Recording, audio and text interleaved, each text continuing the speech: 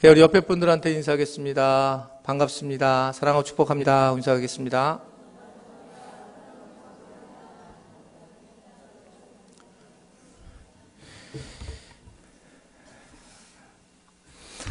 하나님께서 여러분 천지를 창조하셨고 그리고 사람을 창조하셨죠.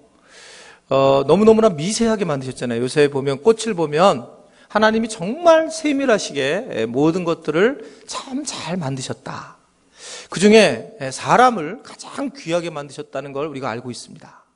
그러면 그 사람에게 이 사람이 살아가는 방법에 대해서 하나님은 그냥 만들어만 놓으셨을까? 아니면 뭔가를 설계를 하셨을까? 이게 이 생각을 좀 해봤었어요. 출애굽기 세미나 때 그런 얘기를 했었는데 뭔가 우리에게 이렇게 귀중한 사람을 만들어 놓고 하나님이 그냥 우리에게 살라고 한 것은 아니다. 복음을 우리에게 알려줘 놓고 그 복음 이후에 어떠한 삶을 살아가야 되느냐, 이 부분에 대해서 우리로 하여금 이렇게 맹놓고 영적인 공격을 당하면서 과연 살게 하셨을까? 그렇지 않다는 거예요.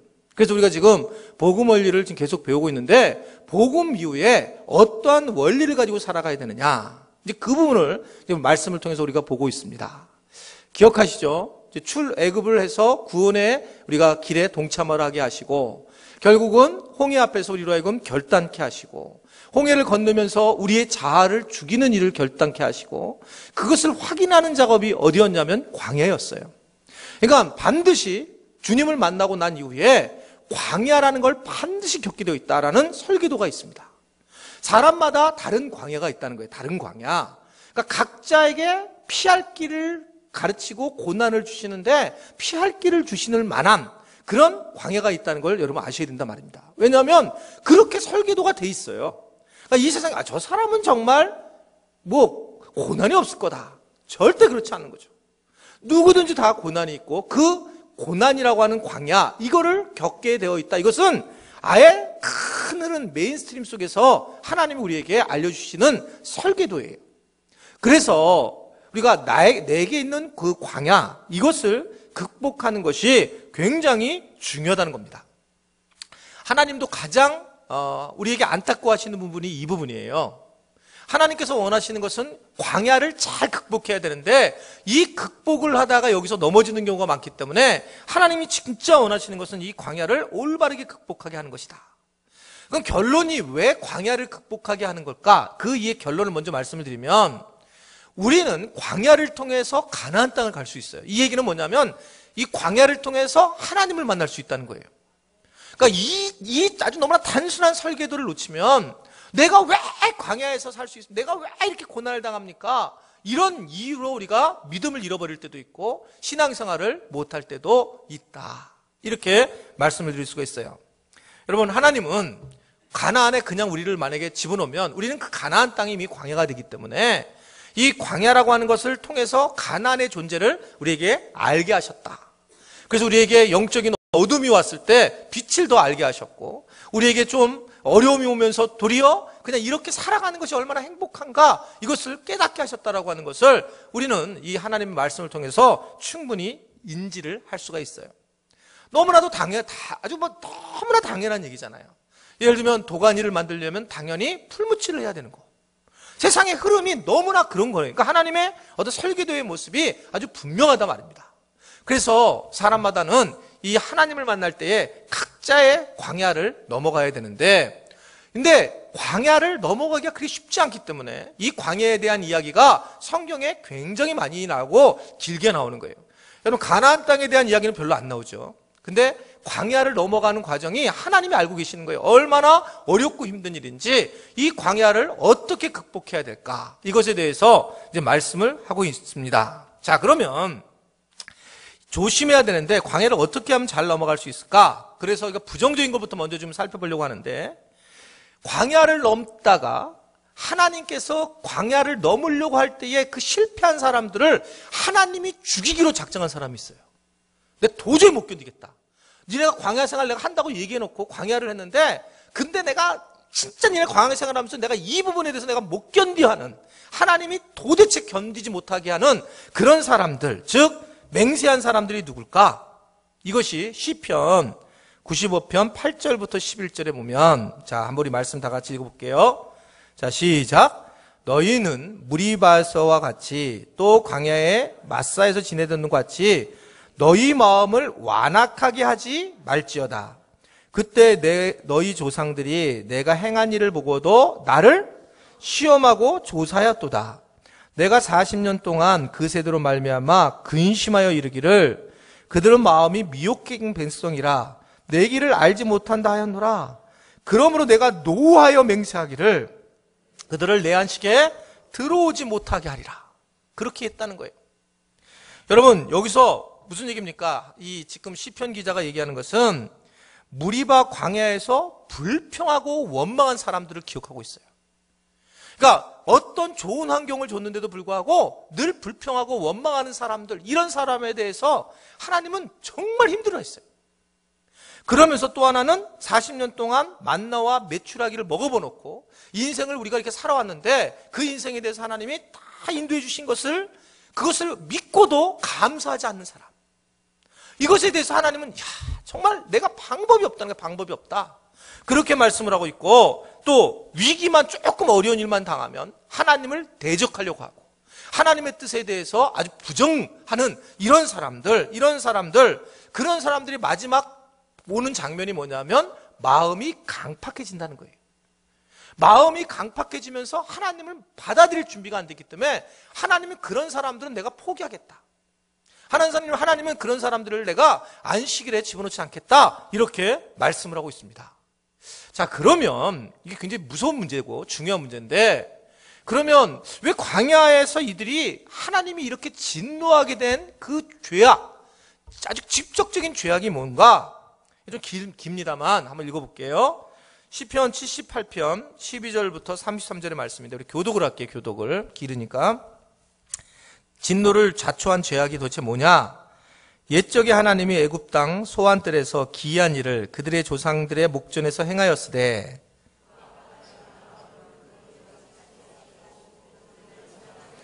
낮에는 구름으로 밤에는 불빛으로 인도하셨으며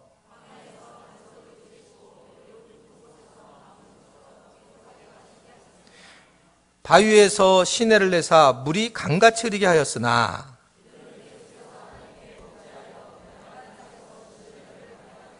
그들이 그들의 탐욕대로 음식을 구하여 그들의 심중에 하나님을 시험하였으며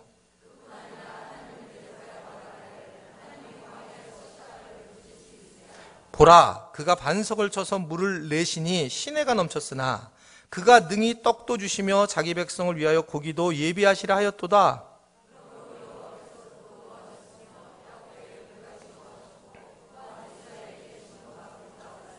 이는 하나님을 믿지 아니하며 그의 구원을 의지하지 아니하는 때문이로다. 그들에게 만나를 비같이 내려 먹이시며 하늘 양식을 그들에게 주셨나니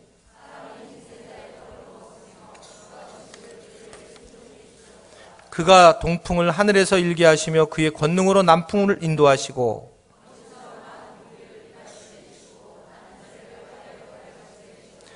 그가 그것들을 그들의 진중에 떨어지게 하사 그들의 거처에 두르셨으므로 그러나 그들이 욕심을 버리지 아니하여 그들의 먹을 것이 아직 그들의 입에 있을 때에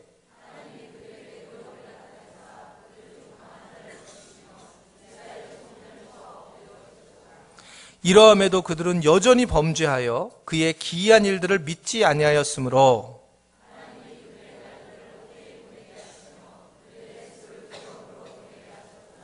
오늘 이 말씀은 아주 굉장히 중요한 말씀이 들어 숨어져 있는데 하나님을 계속 원망하고 불평을 하더라는 거예요. 계속 원망하고 자기에게 준 삶에 대해서 계속 원망하고 불평하자 이 고기가 씹히기도 전에 이것을 막 씹고 있는 중에 하나님이 심판을 하신다. 이렇게 말씀을 하고 있는 장면입니다. 즉 이들은 하나님의 자비로우심과 하나님의 사랑하심을 악용을 한다는 거예요. 우리가 신앙생활할 때 그러잖아요. 가장 커다란 문제는 우리가 하나님은 사랑이시다라는 거 이 말 한마디 때문에 여러분 우리가 얼마나 하나님을 쉽게 대하는지 우리가 하나님을 거룩히 여긴다라는 것 자체가 말로만 무슨 목이 쉬어가지고 하는 그런 것이 아니라 정말 하나님이 살아계시면 우리가 어떻게 그렇게 행동할 수 있냐는 거예요. 한번 우리 스스로를 한번 생각해 보자는 거예요. 만약에 정말 하나님이 살아계신다고 믿고 있다면 내가 어떻게 그런 모습으로 행동을 할 수 있을까? 하나님이 살아계시는 것 자체에 대해서 우리가 어떻게 행동을 해야 될까? 이걸 한번 우리 스스로가 분명하게 생각을 해야 된다는 거예요. 여러분, 이 부분에 대해서는 지금 하나님이 아주 명료하게 얘기하는 거예요. 내가 이게 너희가 은혜를 줬는데 그 은혜를 네가 먹으면서 씹히기도, 이 고기를 씹는 중에 하나님이 그냥 심판해 버린다는 거예요. 그렇죠?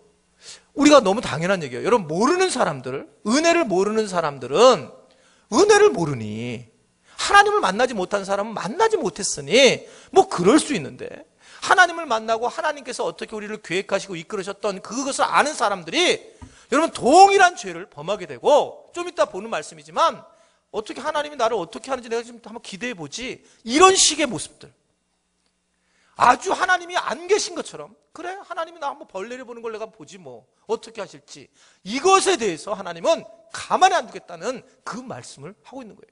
나는 너를 그렇다면 안식일에 내가 너를 집어넣지 못하겠다, 안식에 참여하지 못하겠고, 네가 동일한 이런 죄를 반복하는 것에 대해서 내가 즉각적인 심판을 하겠다라는 것이 하나님께서 하신 말씀이에요. 여러분, 우리가 뭘 알아야 되냐면, 하나님을 시험한다, 이 말은 여러분들이 나는 하나님을 시험했어, 이런 얘기들은 뭐를 의미하냐면, 하나님이 어떻게 하시냐 보려고 동일한 죄를 반복죄로 지는 거예요. 자기가 생각하기에 이게 분명히 잘못된 죄인데 이것을 계속 반복죄로 질 때에 하나님을 시험하는 것이다, 이 부분에 대해서 하나님께서는 우리에게 아주 경고를 하고 계시더라. 그것을 오늘 우리에게 말씀을 하고 있어요. 히브리서 3장 7절부터 12절의 말씀도 보면 뭐라고 나오냐면, 제가 읽어드릴게요. 그러므로 성령이 이르신 바와 같이 오늘 너희가 그의 음성을 듣거든. 자, 여기 또 나오죠. 광야에서 시험한 날에 거역하던 것 같이 너희 마음을 완고하게 하지 마라. 그러 거기서 너희 열조가 나를 시험하여 증험하고 40년 동안 나의 행사를 보았는데도, 그러므로 내가 이 세대에게 노하여 이르기를 그들이 항상 마음이 미혹되어 내 길을 알지 못하는도다 하였고, 내가 노하여 맹세한 바와 같이 그들은 내 안식에 들어오지 못하리 하였다 하였느니라. 형제들아, 너희는 삼가 혹 너희 중에 믿지 아니하는 악한 마음을 품고 살아계신 하나님에게 떨어질까 조심해야 된다. 여러분, 우리가 얼마든지 은혜를 받은 사람도 하나님을 떨어질 수 있는 가능성이 많이 있다는 거예요. 근데 하나님은 사랑의 하나님이기 때문에 그냥 놔두지 않겠다, 이 말씀을 하고 있는 것을 우리가 볼 수가 있습니다. 시편 95편 7절과 11절에도 한번 우리 다 같이 이번에 읽어볼게요. 자, 이 동일한 말씀인데, 시편, 자, 95편 시작. 그는 우리의 하나님이요 우리는 그가 기르시는 백성이며 그의 손이 돌보시는 양이시기 때문이라. 너희가 오늘 그의 음성을 듣거든 너희는 무리바에서 같이 또 광야의 마사에서 지내던 것과 같이 너희 마음을 완악하게 하지 말지어다. 그때 너희 조상들이 내가 행하던 일을 보고도 나를 시험하고 조사하였도다. 내가 40년 동안 그 세대로 말미암아 근심하여 이르기를 그들은 마음이 미혹된 백성이라 내 길을 알지 못한다 하였도다. 그러나 내가 노하여 맹세하기를 그들은 내 안식일에 들어오지 못하리라 하였도다. 아멘이 잘 안 나오죠. 자, 이 말씀의 지금 핵심이 뭐예요? 하나님이 계속 지금 여러 성경을 읽었는데 핵심이 뭐예요? 하나님은 우리에게 분명히 고난의 길을 알려줬어요. 그래서 고난 당할 거다. 고난을 당했어요. 고난을 당했는데 여전히 고난을 당할 때마다 이 사람들은 어떻게 하냐면 불평과 불만을 하면서 어디에 문제가 생기기 시작하냐면 마음이 강팍해지기 시작하더라는 거예요. 마음이 강팍해지면서 어떤 문제가 일으켜지냐면 하나님을 시험하기 시작하더라는 거예요. 하나님을 동일한 죄를 반복하면서 시험을 하기 시작을 해가지고 하나님이 몇 년 동안 니들을 관찰해서 봤다고요? 40년 동안 이렇게 보는데 열불 터진다는 거예요. 열불 터진다. 그럼 저는 우리 교회에서 목회 12년을 했는데 12년을 하고도 이게 정말 이게 원래대로 이렇게 좀 신앙이 그냥 옛날로 돌아가는 모습 보면 막 뒤집어져요, 진짜. 근데 만약에 40년을 갔다가 저는 제가 만나 매출하기 먹였나요? 제가 혼만 냈지. 근데 하나님은 만나 매출하기를 먹이면서 막 훈련시키고 양육 딱 시켜놨는데 이게 획가락 뒤집어지는데 이게 맨날 불평과 원망을 하고 마음이 더 완고해져가지고 그냥 오히려 풍족한 것을 감사하지 못하고 오히려 하나님을 더러운 버러지와 우상의 형상으로 바꿨다. 이게 바울이 이야기한 얘기예요. 너희들이 그 하나님의 영광을 더러운 버러지와 우상의 형상으로 바꿔버렸구나. 참 내가 답답하다. 우리가 진짜 본질상 죄인이구나. 이런 고백을 하고 있는 거거든요. 하나님이 이 부분을 계속 강조를 하는데, 하나님은 그래서 그들을 기뻐하지 않았고 오히려 구원받은 자에 대해서 격노하는 모습이 오늘 우리에게 주시는 그런 말씀입니다. 자, 그러면 이렇게 하나님이 강하게 말씀하시는 이유가 뭘까? 여러분, 구원받은 이후 하나님이 우리에게서 원하시는 게 도대체 뭘까? 이 고린도전서 10장 5절의 말씀을 보면 다수를 하나님이 기뻐하지 아니하셨고 광야에서 멸망을 이들이 받았는데, 히브리서 3장 13절부터 19절의 말씀을 보세요. 자, 이들의 문제가 자꾸 드러나는 이유가 뭐냐면, 자, 13절부터 19절 말씀 다시 한번요. 시작. 매일 피차 권면하여 너희 중에 누구든지 죄의 유혹을 완고하게 되지 않도록 하라. 우리가 시작할 때 확신한 것을 끝까지 견고히 잡고 있으면 그리스도와 함께 참여한 자가 되리라. 성경에 일렀을 때 오늘 너희가 그의 음성을 듣거든 격노하게 하시던 것 같이 너희 마음을 완고하게 하지 말라 하였으니, 듣고 격노하게 하시던 자가 누구냐? 모세를 따라 애굽에서 나온 모든 사람이 아니냐? 또 하나님이 40년 동안 누구에게 노하셨느냐? 그들의 시체가 광야에서 엎드려진 범죄한 자들에게서 아니냐? 또 하나님이 누구에게 맹세하사 그의 안식에 들어오지 못하리라 하셨느냐? 곧 순종하지 아니하던 자들에게서 아니냐? 이러보건대 그들이 믿지 아니함으로 능히 들어가지 못한 것이라. 아멘. 여러분, 지금 이제 결론을 갑니다. 지금 하나님이 가장 문제가 되는 부분을 어디로 생각하는 거예요? 여러분, 광야가 도대체 어디인 것 같아요? 최종적으로 뭐가 강팍해지는 거예요? 사실은 이 우리의 광야는 마음이에요. 마음이 강팍해지는 자체가 문제가 있다는 거예요. 우리가 신앙생활하면서 마음이 강팍해지고 마음에 막 불평과 불만이 오고 그러는 것 자체가 이게 실제 광야의 삶에 대한 삶보다는 더 중요한 문제가 된다는 거예요. 익숙함. 이런 것들. 우리가 익숙해서 수요기도회나 특별새벽기도나 익숙해서 우리가 잘 안 나오게 되고, 또 그러면서 우리가 은혜 받을 준비가 되지 않고, 내가 교회 안 나와도 하나님은 나를 두들겨 맞지도 않네. 내가 다리 몽둥이가 부러지지도 않네. 이러면서 이렇게 날 교회만 나와. 맨날 무슨 목사님이 자꾸만 새벽 기도만 나오라고 그냥 이렇게 확 튀어나와가지고. 근데 자꾸만 그런 얘기만 나오는 거예요. 불평과 마음이 이제 강팍해지니까. 이게 40년 동안, 다행이에요. 여러분들 12년 동안만 그래가지고. 40년 동안이니까 이게 못 견디겠는 거야, 하나님이요. 40년 동안 우라통이 터지니까 하나님이 못 견뎌야 하는 그런 모습을 보이고 있단 말입니다. 왜 이런 일이 생길까요? 결론이라고 말씀을 드렸어요, 먼저요. 여러분, 우리는 우리 자아에 집중을 하면, 내 자아에 관심을 가지면 무조건 우리는 죄의 길로 가는 거예요. 이게 하나님 앞에 우리가 집중을 하지 않고 하나님이 왜 내게 이런 상황을 주셨을까? 우리가 이 상황을 하나님 앞에 초점을 두지 않으면 어떤 상황이든 내 중심을 두게 되면 아주 불평과 불만이 오토매틱으로 나오게 되어 있어요. 나오게 되어 있어요. 제 방이요. 여름에는 지금도 더워서 죽을 것 같고, 사택도 더워서 죽을 것 같고, 겨울에는 나 추워서 죽을 것 같고, 다 죽을 것 같았어요. 그래서 오늘 윤영원 집사님이 와서 그 업자를 불러다가 한번 제가 방을 갖다 이렇게 하려고, 이렇게 하이샤스를 이렇게 좀 해보려고 했더니, 한 면만 하는데 130만 원이라서, 가라고. 안 했어요. 그래놓고 속이 상하는 거예요. 이거 할 때부터 지금 담임 목사 방은 좀 잘 만들지, 이게 또 이게, 근데, 순간적으로 오늘 설교가 불평과 불만인데, 그거 하면 되잖아요, 내가 그냥. 근데 이게 불평과 불만이 오토매틱으로 쭉 나오는 거예요.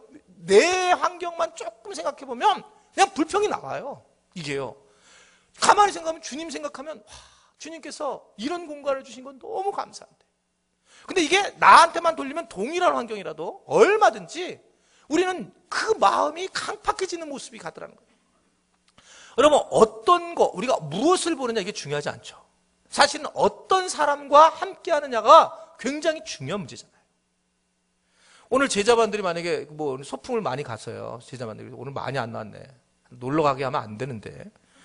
근데 제자반들이 소풍을 갔는데, 사실은 가면 신이 나는 건 뭐냐면, 뭐 이게 어디를 가느냐가 중요하지 않대요. 오늘 내가 백 목사님 얘기 들어보니까 제자반들, 그 젊은 제자반들이 가가지고 무슨 어디 뭐 꽃놀이 하러 갔는데 11시부터 점심을 먹고 2시까지 앉아서 그냥 있다가 그냥 왔대요. 여기만 갔다 걸었다가. 그냥 앉아서 내내 먹고 나불랑나불랑거리고 왔대요. 그냥 앉아서. 그러니까 이게 멀리, 아니 그래서 좀 산에 올라가셨더니 왜 가냐고. 그 왜 그럴까요? 그것은 함께한 사람들이 좋으면 그것이 훨씬 더 자기한테 귀한 거거든요.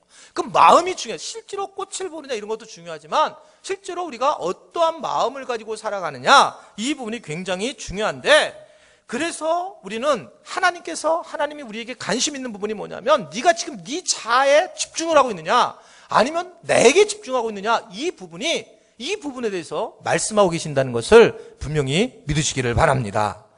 그래서 이 부분에 강력하게 말씀을 하고 있으면서, 두 번째, 그러면 사람들은 이 위기를 만들 때에 어떻게 반응을 할까? 광야에서 어떻게 반응한다는 걸 우리에게 알려줄까? 민수기 11장 1절부터 3절의 말씀을 보면 두 종류의 사람이 나와요. 사람이 반응을 할 때, 어려운 일 당할 때에. 자, 1절부터 3절 말씀 시작. 여호와께서 들으시기에 백성이 원망하매 여호와께서 들으시고 진노하사 여호와의 불을 그들 중에 붙여서 진영 끝을 사르게 하시며, 백성이 모세에게 부르짖음으로 모세가 여호와께 기도하니 불이 꺼졌더라. 그곳 이름을 디베라라 불렀으니 이는 여호와의 불이 그들 중에 붙은 이유가 있어요. 고난을 당하는데 이유가 있는 거예요. 근데 여러분, 두 종류의 사람이 나오죠. 백성들은 어떻게 하는 거예요? 악한 말로 원망했는데, 모세는 2절에 뭐라고요? 백성이 모세가 뭐 했어요? 여호와께 기도한 거예요. 아니, 차이가 이건 거예요. 우리가 고난이 왔을 때에 내게 왜 당혹스러운 일이 왔을까라고 했을 때에, 여러분, 그게 광야인데, 근데 백성들은 거기서 하나님의 사랑과 하나님의 사람이 아닌 차이는 뭐냐, 바로 그 차이였어요. 평상시에는 여러분 문제 없어요. 평상시에는요, 여러분, 이 사람이 믿음이 있는지 없는지를 전혀 알 수 없어요. 아무런 문제가 없으니까 그냥 예배 드리고 예배 나오는. 근데 고난을 당할 때 내가 어떻게 반응하느냐, 그게 광야에서 어떻게 반응하느냐는 거예요. 그래서 제가 우리 교회에서 굉장히 많이 가르쳐 주는 게 뭐냐면 예비를 알려드리잖아요. 예비. 왜냐하면 여러분들이 마지막에 하나님 곁에 가까이 갈 때에 정말 여러분들이 나 더 살고 싶어 이런 쓸데없는 짓 하지 말라고. 주여 부르시면 주님 원하신 대로 아주 환영받으면서 갈 겁니다. 그래서 우리는 언제든지 병 걸릴 가능성도 있고, 또 낫게 해주시면 너무 감사하고, 안 낫게 해주면 무지무지 감사하고, 그래서 항상 준비된 자로. 그래서 계속 여러분들은 어머 목사님 이런 재수없는 소리 하지 마세요 이러지만 절대 재수없는 소리가 아니고 복된 소리예요. 이게 왜냐하면 여러분들의 앞길을 제가 정확하게 진단해 주는 거예요. 그러니까 그때 여러분들은 그런 죽음이 왔을 때 웰컴해야 된단 말입니다. 왜냐하면 정말 여러분 정말 논리적으로 생각해 보세요. 하나님이 살아계신다고 믿고 있다면, 하나님 나라가 있다면 우리 거기 가는 거잖아요. 이곳에 살아있는 것도 내게 기쁜 일이지만 하나님의 나라로 가는 것도 기쁜 일이다. 이게 믿음인데, 여러분 그 죽음이 만약에 고난이 올 때 어떻게 해결하겠냐는 거예요. 그때 또 원망하고 또 불평하면 가나안에 들어가지 못하더라. 이 말씀을 하고 있는 거예요. 여러분, 우리에게 지금 설계도로 알려주고 계세요.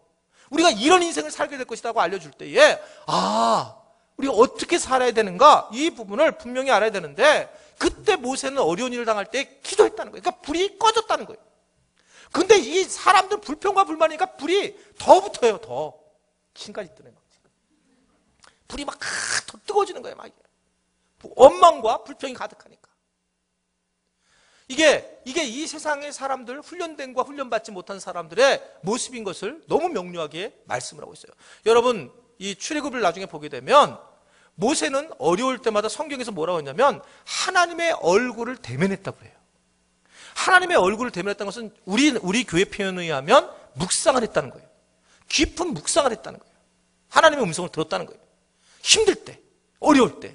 그게 기회라는 거예요. 기회. 고난을 우리에게 주신 이유의 핵심 부분은 뭐냐면 기도하기 위해서 고난을 준 건데, 기도를 하라고 고난을 줬는데 불평과 불만을 하니까, 그러니까 이들을 하루 이틀이지 이게 이 부분에 대해서 하나님께서 말씀을 하고 계시는 거예요.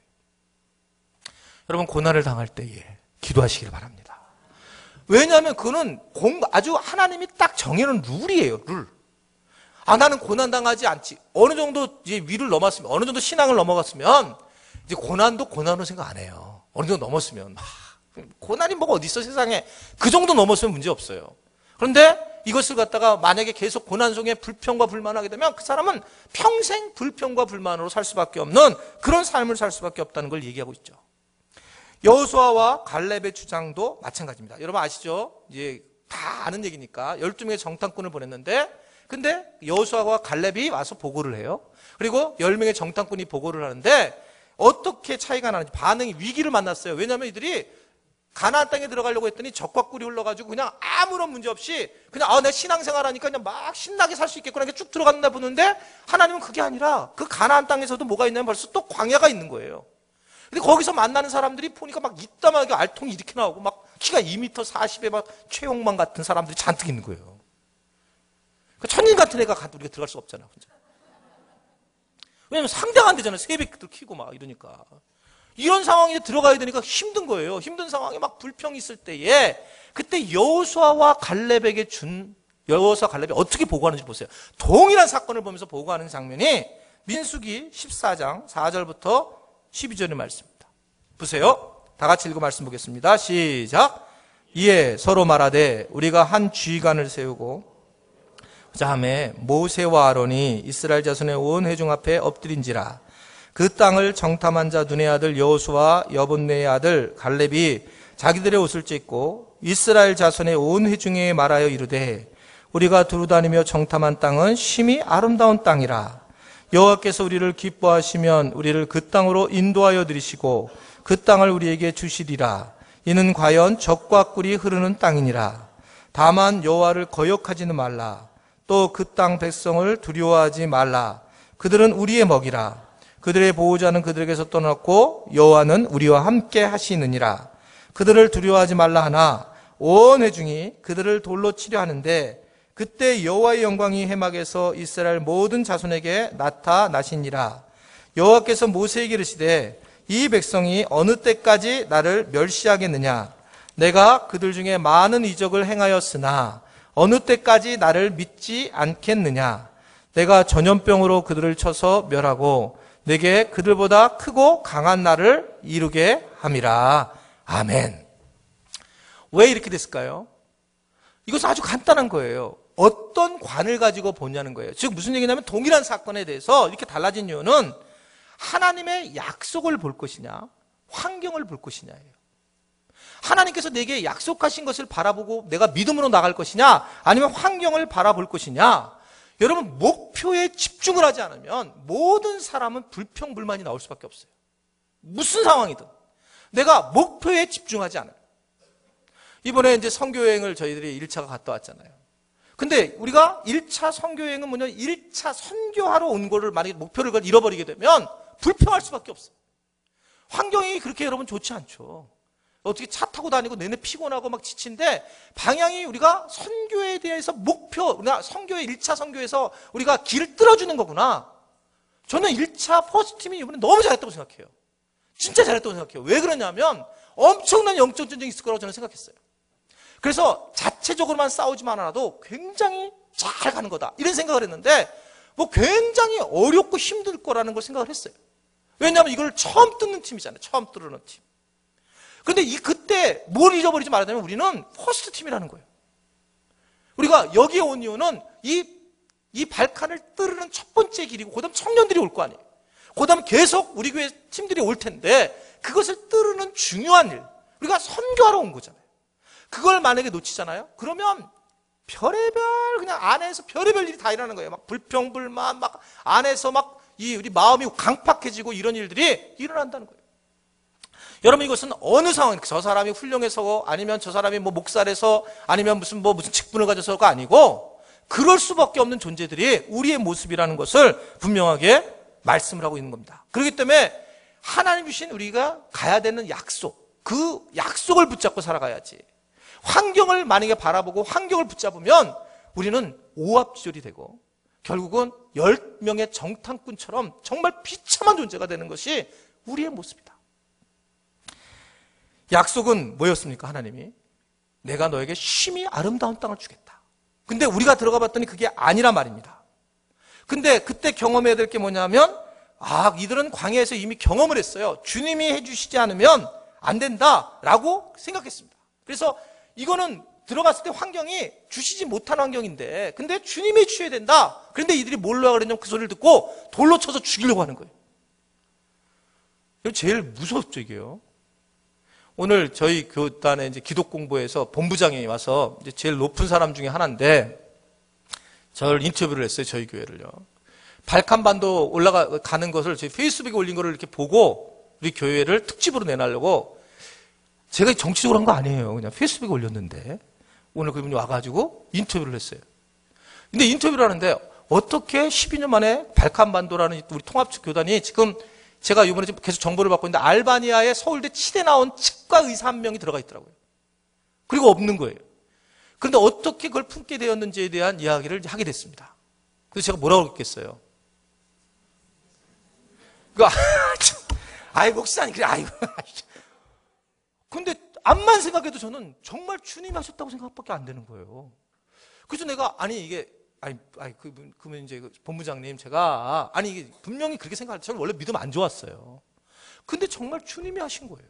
주님이 하시지 않으면 할 수가 없었어요. 그리고 저희가 잠깐 교회를 잠깐 소개를 하면서 그랬는데 우리가 발칸반도로 가는 과정도 주님이 하신 것이지 어떻게 할 수가 있는 게 없습니다. 정말 방법이 없습니다. 뭐 그렇게 얘기했는데 그분은 그 얘기를 듣는데 정말 말하기 힘들어요. 왜 말하기 힘든 줄 아세요?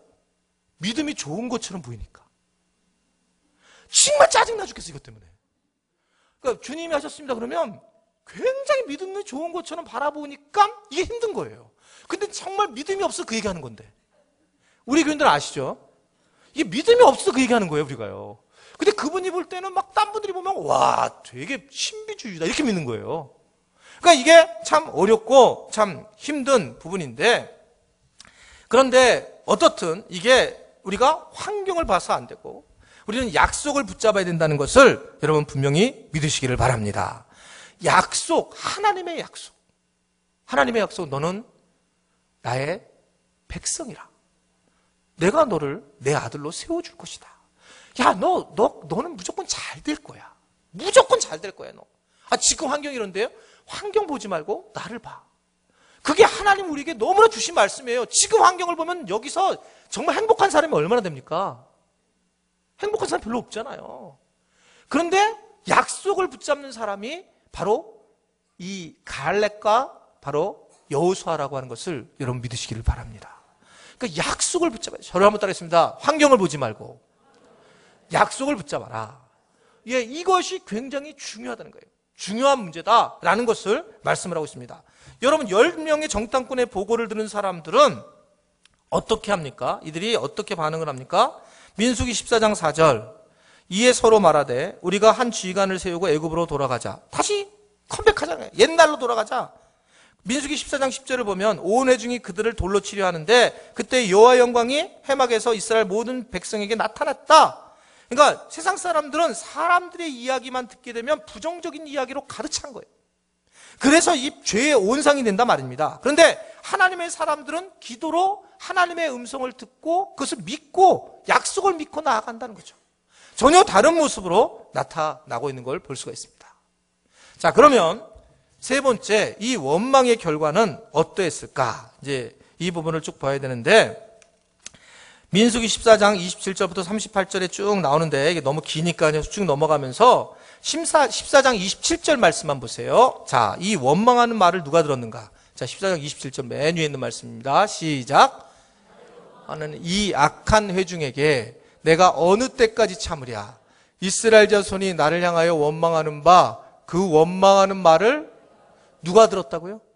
내가 누구예요? 하나님이 들었다는 거예요. 원망하는 말, 이걸 직접 내가 들었다. 하나님이 말을 들으셨다. 이 말씀을 하고 있는 거예요. 우리가 지금 뭐가 중요하냐면 우리가 불평과 불만이라는 것이 예상보다 훨씬 영적인 문제라는 거예요. 내가 난 사는 게 왜 이렇게 힘들어? 이게 하나님 있는 사람들이, 하나님을 바라보는 사람들이 하나님이 없는 것처럼 얘기한다는 거죠. 그러니까 그 원망과 불평, 이 부분이 왜 문제가 되냐면 하나님이 없는 것처럼 살아가고 있기 때문에 문제가 되는 거예요. 실제로 뭐 원망, 불평 이렇게 한 게 문제가 아니라, 뭐 이게 문제가 아니라 실질적으로 하나님 없다고 생각하고 얘기를 하니까 자꾸요. 그래서 문제가 된다는 거예요. 그것이 그 자체가 문제가 된다라고 하는 것을 말씀하고 있다. 왜냐하면 말을 한다라고 하는 것은 사고와 가치관이 그렇게 돼 있다는 거잖아요. 제가 누누이 얘기하죠. 여러분 그런데 그때 아멘 하지 마세요. 한번 나는 그냥 하여튼 죽어도 돈에 그냥 맞아 죽고 싶다 이런 얘기하면 아멘 하지 마세요. 이 얘기는 뭐냐면 이해는 되죠. 우리 죄성으로는. 그러나 이 얘기는 하나님이 없는 것처럼 고백할 수 있어요. 그러니까 진짜 하나님이 힘들어 하시는 부분, 우리에게 계속 말씀하시는 부분인 우리의 가치관인데, 이 사고와 가치관을 우리가 생각해야 된다 말입니다. 여러분, 축복받는 사람과 축복받지 못한 사람의 아주 결정적 차이는 뭐냐면 사고와 가치관의 차이예요. 사고와 가치관. 제가 여러분 설교할 때 인위적으로 그런 건 아니에요. 제가 한국 교회에 대한 부정적인 얘기를 많이 하는 편은 제가 아니에요. 제가 부정적인 얘기를 정말 많이 하는 편은 아니에요. 제가 왜 그러냐면 많은 사람들이, 특히 선교사들 요새는 참 많이 만나니까 한국 교회를 걱정하면서 한국 교회에 대한 부정적인 얘기들을 많이 합니다. 저는 긍정적이에요. 왜 긍정적이냐면 저는 바닥까지 갈 만큼 갔다. 그리고 가장 긍정적인 이유 중에 하나는 지금 젊은 목사님들은, 제가 한번 말씀드렸잖아요. 개척교회를 시작하는 목사님들은 대형교회를 꿈꾸지 않고 자기만의 건강한 교회를 꿈꾸는 분들이 굉장히 많아요. 그러니까 지금 우리 앞서, 죄송합니다만 앞서 선배 목사님들이 꿈꿨던 것들과 다르게 지금 목회자들은 굉장히 혁신적이고 개혁적이고 생각이 올바른 젊은 목사님들이 진짜 많다는 거예요. 과거는 어찌됐든 간에. 그래서 저는 소망이 있다고 생각해요. 소망이 있다. 그것이 제가 가지고 있는 거예요. 근데 매한 얘기하면 막 부정적인 얘기를 하는 거예요. 우리 큰 집이 있는데 정말 저희 형수님이 너무너무 새벽기도, 저희 어머니 같이 새벽기도를 하세요. 얼마나 믿음이 좋은지 몰라요. 얼마나. 하여튼 막 교회 일에 전체 뛰어드는 거예요. 그래서 저희가 가면 하여튼 점점 빨리 와요. 점점 집으로. 왜 그러냐? 가기만 하면 계속 씹어요. 한국 교회를 그냥. 목사 왔다 이거지. 목사 왔다 이거지. 뭐 우리 교회 목사님이 그렇고, 뭐 어느 교회 목사님, 뭐 3일교회, 뭐 하여튼간 어떻게도 다 알아 그런 거를. 정보통인지 어딘지 뭐. 그래 쫙 목사의 비리가 뭐 여자하고 뭐 어떻고, 나도 모르는 걸 알아. 나도. 그리고 제가 거기 얘기하다가 정말 화가 나는 거예요. 아니 좋은 얘기가 아니잖아 이게요. 목사로서 와서 이 얘기를 듣는데, 여러분 친척 목사님들한테 절대 그러지 마세요. 그분이 무슨 죄가 있어요. 근데 그냥 그렇게 하니까 나중에 야 가자, 밥만 먹고 가자. 그냥 예배 드리고 바로 오고 싶은 마음들이 얼마나 많은지. 물론 잘못됐다, 이게 안 됐다 이 차이가 아니에요. 계속 부정적인 얘기를 하면 끝까지 부정적인 얘기를 해요. 우리 교인들은 한국 교회에 혹시 씻고 싶은 마음이 있다면 기도했으면 좋겠습니다. 내가 씹을 거를 기도하란 말이에요. 불평할 거를 기도하란 말입니다. 한국 교회가 나인 줄을 몰라요. 나인지. 내가 한국 교회거든요. 나를 공격하는 일이거든요. 이게요. 자기 빠져가지고 한국 교회에 문제가 있다. 이게 내가 문제가 있는 건데요. 내가. 그러니까 그런 부분에서 불평과 원망을 내려놔야 된다. 여러분, 이 원망에 대해서 하나님의 반응은 오늘 28절부터 30절의 말씀 보면, 민수기 14장 28절부터 30절의 말씀, 민수기 14장 28절부터, 자 시작. 그들에게 이르기를 여호와의 말씀에 내 삶을 두고 맹세하노라.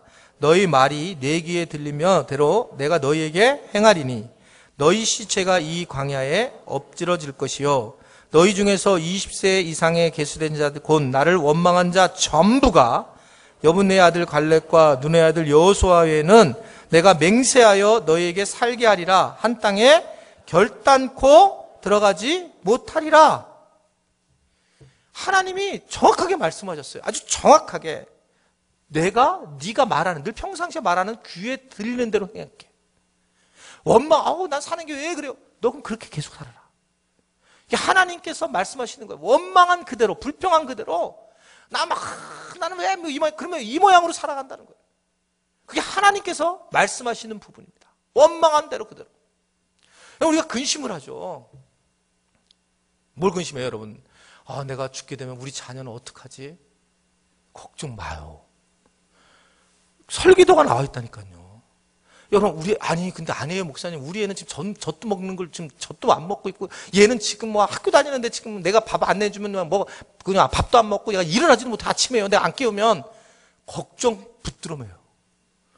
여러분, 이게 성경에서 이 유아들에 대해서 아주 하나님이 말씀을 해요. 그 유아들에 대해서. 어떻게 나오냐면, 31절과 33절의 말씀 보면, 그들이 염려하는 유아, 자녀. 자, 시작.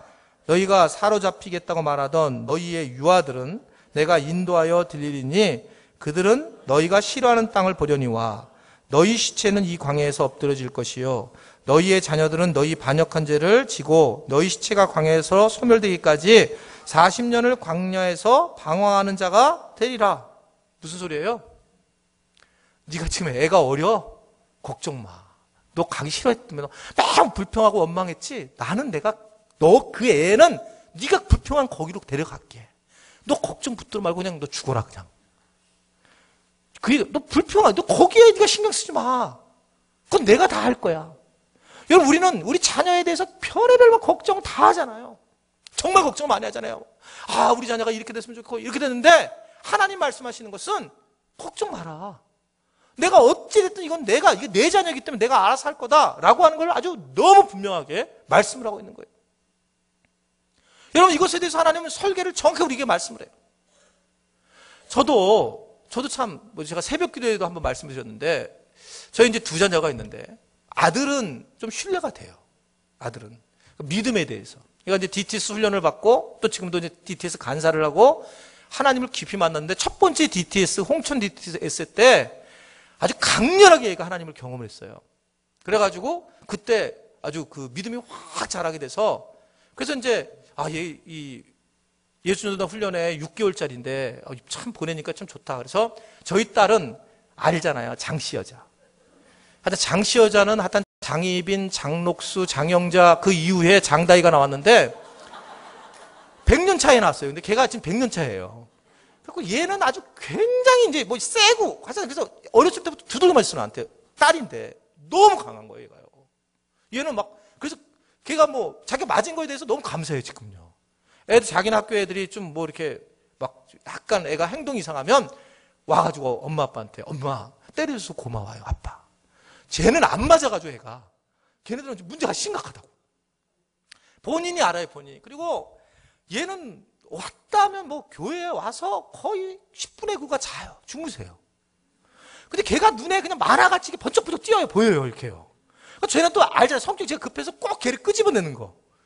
못 견디겠는 거예요, 제가. 막 좋으니까. 와가지고, 늦게 와. 어저께 지난주도 20분 늦게 왔어요. 나는 걔가 정확히 들어오는 걸, 나도 모르는 사이에 이게 시계까지 보면서 정확하게 알아요, 제가요. 어찌하란 말이야, 내가. 어쩐데 얘 저래가지고 하나님을 만날까? 제가 어떻게 저 신앙생활 할까? 뭐, 진짜, 큰일 났다. 약속을 하나 했어요. 대학 가기 전에 계속 우리가 하나 약속한 게 뭐냐면, 대학에 가면 너는 DTS 훈련을 한번 받는다. 한번 휴학을 하고는 DTS 훈련을 받아. 이게 저기 한번 첫 번째 약속이었어요. 그래서 여러분들이 어렸을 때부터 애들한테 계속 얘기해야 돼. 모를려. 그러니까 걔가 그때 어렸을 때부터 약속을 계속 하니까 먹여주면서 약속하고 계속 약속하니까 그냥 그건 해야 되나 보다 이렇게 생각한 거예요. 그리고 또 하나 약속은 뭐냐면 절대 예수님 안 믿는 신랑은 안 된다. 계속 그 얘기 좀 하고 있어요. 쭉 안 돼. 전도해서 뭐 한다. 안 돼. 뭐 현빈같이 생겼는데 전도해가지고 그걸 꼬셔가지고 이렇게 안 돼. 이제 계속 그게 안 된다는 거예요. 그래서 지금 걔는 두 가지가 딱 염두에 있어요. 이거는 우리 집을 나가든지 이래야지만 하는 일이구나. 근데 여러분 제가 그런 얘기 했잖아요. 우리 애들을 선교사로 나는 보내고 싶다. 막 그 얘기 했잖아요. 얘가 들었잖아요. 성질 내고도 그러잖아. 뭐 걔네들이 성질이 그렇게 내지는 않았어요. 그런 얘기를 하면 다 우리 아들하고 딸은 딱 이렇게 얘기해요. 들어가면. 그건 아빠 생각이고. 뭐라고 하는 게 아니라 자기는 그렇게 생각하는 거예요. 자, 그런데 이번에 어떤 일이 있었냐면 저희가 불가리아 그리고 그리스, 마케도니아를 선교를 갔다 왔어요. 제 안에 물론 여기서 퍼스트 팀은 어떤지 모르는데 저는 굉장한 열정이 생겼어요. 막 뜨거움, 꽤 오래간만에 개척했을 때 당시에 뜨거움이 저한테 있는 거예요. 그러니까 이 뜨거움이 막 못 견딜 정도로 하나님 주시는 열정이 다시 나이는 먹어가는데 이 열정은 그대로 올라오는 거예요. 그래서 제가 9월 달하고 10월 달에 원래는 안식년을 제가 안 할까 막 갈등을 막 하고 짧게 갔다 오고 2주로 이렇게 막 비행기도 끊고 그랬다가 제가 2달간 발칸을 가려고 그래요. 발칸을 다 돌으면서 선교사님들을 다 만나려고 그래요, 지금. 60가정의 선교사들인데 내가 다 만나서 좀 갔다가 이제 돌아오려고 합니다. 여러분 올 때 갈 때 혹시 돈이 되시면 저한테 100유로인가? 100유로 정도를 주시면 제가 선교사님께 드리고 올게요. 돈이 없어갖고 그래요, 좀. 제가 갈 때, 9월 달에 갈 때 좀 보탬 좀 노자 좀 해주세요. 다 선교비로 드릴 테니까. 60가정을 내가 어떻게 해요, 내 힘으로.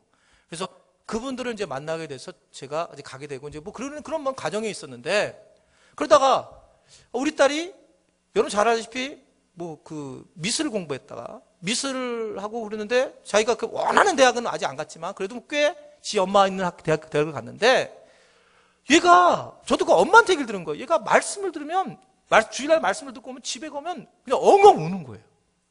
그러니까 얘가 어느 날부터 갑자기 말씀에 반응을 하기 시작하는 거예요. 자기 영혼이 못 견뎌가지고 그러면서 계속 갈팡질팡을 하고 있는 거예요. 저는 그 얘기를 못 들었어요. 엄마한테 못 듣고 제가 돌아와서 이 가슴이 뜨거우니까 제 가슴이 뜨거우니까 다시 또 우린 도전을 던지잖아요. 항상요. 끝까지 될 때까지 때린데 또 때리고 또 때리고 해서 선교를 계속 얘기하죠. 서가지고 얘기했어요. 야 다희야, 불가리아 선교사로 가면 어떠냐. 근데 얘가 갑자기 예스 이러는 거예요. 왜? 믿지 못하겠는 거예요. 예스? 가겠다는 거예요. 그래 네가 지금 진짜 불가리아를 갈래? 그랬더니 가겠다는 거예요. 우리 딸 불가리아 선교사로 가게 됐습니다. 요번에 이 팀들하고 지금 저 단일 청년부 들어갔고 그다음에 안 나오기로 했어요. 그게 왜 그러냐면 자기가 흔들렸어요. 그 영혼이 막 흔들리는 거예요. 그러니까 정말 걔는 막 계속 우는 거예요. 학교 다니면서 공부도 열심히 하고 있는데도 자기 존재가 하나님을 안 만나니까 뭔가 막 흔들리니까 이것에 대해서 자기가 굉장히 막 어떻게 해야 될지 모르는데 그때 엄마한테 전혀 내가 얘기를 못 들었는데 제가 던진 거예요. 그냥 툭 늘 던지던 버릇대로 반응을 하는 거예요. 할렐루야. 저는 놀랐어요, 사실은요. 얘는 말망 제가 그랬지. 얘가 뭘. 근데 어느 누가 생각했겠어요. 얘가 제일 먼저 1차로 들어갈지 거기를. 1차로 들어가는 거예요. 주님이 하신 겁니다. 주님이 하신 거예요. 2차, 3차도 곧 나오길 바라요. 아멘이 안 나오는 거 아무도 그냥. 저는 너무 행복합니다. 제 안에도 너무 행복해요. 왜냐하면 가장 귀한 게 뭔지를 아니까. 제가 목살에서가 그게 아니에요. 정말 하나님을 우리가 섬기는 것 외 이상 더 귀한 게 없는 걸 아니까. 걔가 학교를 우리는 간도도 좋다 그랬어요. 한국에 있는 학교 간도도 좋다. 네가 원하는 대로 하나님의 길을 가라. 이게 늘상 얘기했던 거고 그렇게 가는 것이 너무 당연한 거기 때문에. 그러니까 부모가 그러니까 아주 얘도 요새는 그걸 정해놓고 진짜 행복해하는 거예요. 진짜 자기의 어떤 꿈을 다시 찾아가려고 하는 그런 모습. 그래서 제가 여러분에게 말씀드린 것은 계속 때리는 데를 또 때려라. 선교사를 가야 된다. 아침밥 먹으면서 주여 선교사로 가게 해주시옵소서. 이 밥 먹고 선교사 갈 수 있는 준비를 하게 해주십시오. 이러면서 계속 때리는 데 또 때리고 또 때리고 그러면 그 아이는 하나님 앞에 쓰임을 받는다는 걸 여러분 믿으시기를 바랍니다. 하나님께서 만지시겠죠. 쉬운 일은 아니겠지만 그런 모습을 보일 수밖에 없다. 여러분 하나님은 우리가 걱정하는 자녀에 대해서도 하나님 만지신다는 거예요. 그냥 우리는 할 수 있는 게 없잖아요. 근데 유아들 니네가 그렇게 싫어하는 곳으로 내가 인도할 것이다 라고 말씀을 하고 있는 것을 볼 수 있습니다. 게다가 그들을 죗값을 감당해야 될 시간이 얼마라고 얘기하냐면 34절의 말씀을 보면 34절 시작. 너희는 그 땅을 정탐한 날 수인 40일을 하루를 1년으로 쳐서 그 40년간 너희의 죄악을 담당할지니 너희는 그제서야 내가 싫어하면 어떻게 되시는지를 알리라 하셨다 하라. 40일간을 40년 동안 광야에서 고통을 당하더라는 거예요. 부정적인 생각을 하는 사람은 하루가 1년 이상 힘들더라는 거예요. 그렇게 고통을 당하게 되고 그래서 불평불만을 조심해야 된다. 그런데 결론으로 가게 되면 부정적인 보고를 한 사람과 여호수아과 갈렙은 어떻게 갈라질까? 오늘 36절과 38절의 말씀 보면 다시 해보세요. 자, 시작. 나 여호와가 말할거니와 모여 나를 거역하는 이 악한 온 회중에게 내가 반드시 이같이 행하리니 그들이 이 광야에서 소멸되어 거기서 죽으리라. 요새의 보냄을 받고 땅을 정탐하고 돌아와서 그 땅을 악평하여 온 회중이 모세를 원망한 것.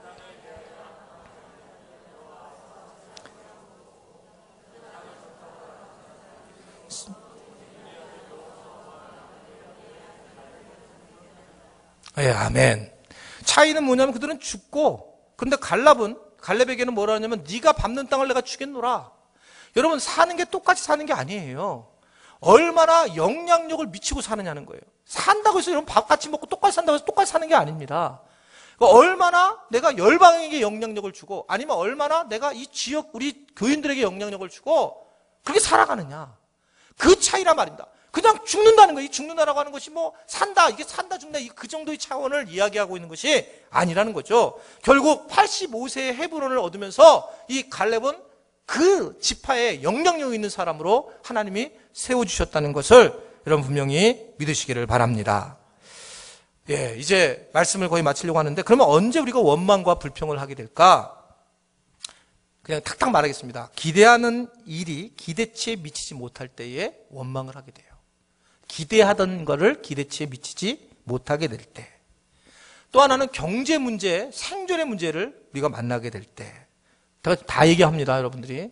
삶이 사는 게 왜 이럴까? 드라이해질 때. 가는 길에 막는 장애나 원수가 있을 때, 또 지도자인 멘토들에게, 목사님들에게 실망을 했을 때에 원망과 불평을 하게 되어 있다는 겁니다. 결국 원망과 불평을 좋아하는 사람은 평생 광야에서 사는 거예요. 하나님이 그랬잖아요. 너 그래? 광야에서 그럼 뱅뱅뱅뱅 돌아라. 원망과 불평하는 사람 평생 그래야 된단 말입니다. 그래서 우리는 주님을 신뢰해야 된다는 거예요. 주님을 신뢰할 때에 담대해야 되고, 결국 마음의 자세가 중요한데, 마음은 내가 조정하고 훈령할 때 가능하단 말입니다. 복음을 만난 사람도 내가 불평을 한다고 마음 먹으면, 여러분 복음이 들어와서도 그 자체가 힘을 못 발휘하는 거예요. 그러니까 마음의 자세가 중요한데, 그 자세는 내가 결정하니까 주님이 말하는 거잖아요. 네 자리를 들고 네가 일어나 걸어가. 네 마음은 네 거니까 네가 정리해야 된다, 그 얘기예요. 여러분, 성령님이 임하시는 것도 네가 마음을 열어야지 성령님이 임하시잖아요. 제가 조는 거를 무지무지 반대하는 이유는 딱 하나예요. 조를 때 내가 기분 나빠서도 좀 있어, 조금, 한 30%. 근데 더 힘든 건 뭐냐면, 조는 분들은 100% 은혜 못 받아요. 마음이 안 열어지기 때문에. 그러니까 딱 들어왔는데 눈을 감고 있어요. 지금 요새도 우리 청년 자매 하나가 눈을 감고 있어서 내가 계속 쳐다보고 있는데, 여기 앉았는데 지금 2억 개원생짜리. 누군지 내일 다 이번 주에 보세요. 계속 눈을 감고 있는 거예요. 내가 마음에 꺼리는 거예요, 자꾸요. 왜냐하면 이 하나님이 흘러보내는 그 생명수의 말씀을 거절한 걸 느껴지는 거예요. 저는 제가 우리 교인들을 얼마나 사랑하는지 알잖아요, 여러분들이. 근데 그러니까 내가 느끼는 거예요. 이게 흘러서 이게 가는지 안 가는지를 느끼는 거예요. 근데 눈을 딱 감으면 커트를 쳐버리는 거예요. 그 말씀에 마음이 반응해야 되는데. 그러니까 그 말이 진짜 맞는 것 같아요. 정말 이 옛날 어른분들이 정말 맞는 것 같아요. 앞에 있는 자리가 뭐 금싸라기, 두 번째가 은싸라기, 뭐 이 얘기가 저 뒤에가 똥싸라기, 뭐 이렇게 이게 맞구나. 이게 왜 맞냐면 마음에 반응을 하기 때문에. 마음에 앞에 있는 사람들은 마음에 막 반응이 간절하죠. 그럴 수밖에 없죠. 그러니까 그래서 그런 말을 하는구나. 뭐 뒤에서도 열심히 들을 수 있는데 결국 어떻게 마음의 태도를 우리가 정하느냐, 이것이 우리가 이 세상의 광야에서 살아가는데 중요한 방식이라는 걸 우리에게 말씀을 하고 있습니다. 광야 출신들과 가나안 출신들의 차이는, 어려운 일을 당했을 때 광야 출신들은 불평과 불만을 하는 거고, 가나안 출신들은 기도를 해서 영적으로 그 어려운 불을 끄는 거예요. 아주 분명하게 위기를 당했을 때 이렇게 정리를 하고 있다라고 하는 걸 말씀을 하고 있습니다. 여러분들은 지금 어떤 광야에 겪고 계세요? 여러분들이 가만히 보면 고난의 사이클이 늘 같아요. 너무 신기하죠. 여러분들이 같아요. 여러분들이 시스템이 늘 같이 당하는 고난이 똑같고 성경에서도 그 말을 계속해요. 고난에 직면하는 방법이 늘 똑같단 말입니다. 한 번도 그걸 바꿔서 내가 의지적으로 넘어간 적이 없어요. 여러분, 믿음은 내가 의지입니다. 믿음은 스타트는 의지예요. 네 자리를 들고 걸어가라 라고 했을 때 믿음이 있어서 들고 그러는 게 아니니까요. 의지적으로 내가 그것을 탁 들고 일어섰을 때 그게 믿음화되는 거지. 근데 내가 하나님 해주세요. 내가 믿음 주세요. 내가 하게 하세요. No! 너 안 돼요. 내가 딱 들었을 때 그때부터 믿음이 생기기 시작한다는 거죠. 그것도 생기기 시작하는 거예요. 그러니까 그 부분을 우리가 정확히 알고 믿음의 삶을 살아가야지 우리가 그런 거 없이 살아갈 때에 어려움을 많이 겪을 수 있다는 겁니다. 결론으로 불평을 여러분 감사로 만드시기를 바랍니다. 내가 광야에 있는 걸 불평한 것들을 감사로 우리가 만들면 되는데 어떻게 만들까? 제가 시작할 때 그렇게 말씀드렸어요. 항상 어려움이 오면, 고난이 오면 하나님이 왜 그러실까? 이 부분은 무조건 다른 거 생각할 게 하나 없어요. 하나님이 내게 왜 이런 고난을 주셨을까? 이거예요. 딴 거 없어요. 근데 나를 조금만 돌이켜보면 나는 맨날 왜 이럴까? 이렇게 가는 거예요. 근데 하나님이 내게 어떤 이유로 시련을 주셨을까? 그러나 습관적으로 불평하는 사람은 계속 광야에서 40년 동안 훈련을 받을 수밖에 없고 그것이 감사로 바뀌지 않는다면 가나안 땅에 내가 너를 집어넣지 않을 거다.